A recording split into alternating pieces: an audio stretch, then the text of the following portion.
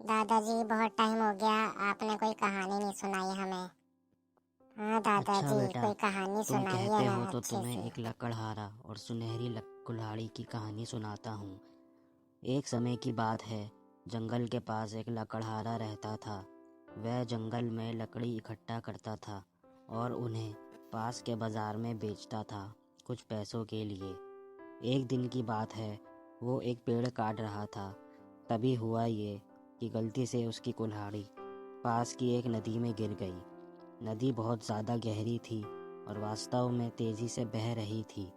उसने बहुत प्रयत्न किया अपनी कुल्हाड़ी को खोजने की, लेकिन उसे वो वहाँ नहीं मिली।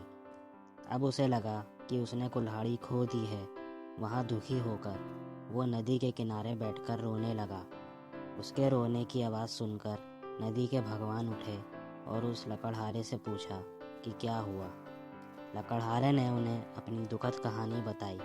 नदी के भगवान को उस लकड़हारे के ऊपर दया आई और वो उसकी मेहनत और सच्चाई देखकर उसकी मदद करने की पेशकश की।